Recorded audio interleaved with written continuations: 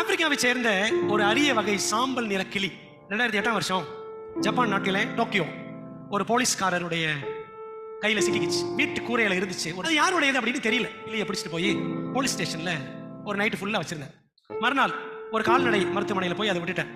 சில நாட்கள் கழித்து என்ன பண்ணுச்சு, அந்த கிளி கால்நடை மருத்துவர்கிட்ட பேச ஆரம்பிச்சுச்சான். தனது உரிமையாளர் யாரு, அவர் பேரு என்ன, அட்ரஸ், வீட்டு டோர் நம்பர் என்ன, எல்லாமே எது சொல்லிச்சான்.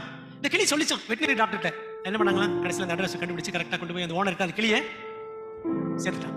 வேறு நாட்டுக்கு தடமாறி சென்றாலும் அந்த கிளி தன் எஜமானையும் தனது அடையாளத்தையும் என்ன செய்யல, மறக்கல.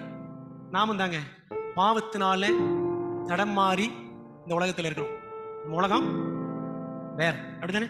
தங்களுடைய சுய தேசத்தை அல்ல, அதிலும் மேன்மையான பரமதேசத்தையே விரும்பினார்கள். படிக்கிறோம் எபிரேயர் 11. பரலோகம் தான் நம்முடைய சொந்த தேசம். பாருங்க, இந்த கிளிக்கு அந்த எஜமான் கொடுத்த பயிற்சி பேச வேண்டிய இடத்துல கரெக்டா பேசிச்சு. That parrot did not forget her own identity. Many times we lose our identity and we get entangled with worldly things. நம்முடைய அடையாளத்தை மறந்துட்டு என்ன செஞ்சறோம், உலகத்தோட நம்ம சிக்கிறோம். அவன் பாடுறானா நம்மளும் பாடுறோம், அவன் ஆடுறானா நம்மளும் ஆடுறோம், அவன் மாட்டிக்கிறானா நம்மளும் மாட்டிக்கிறோம்.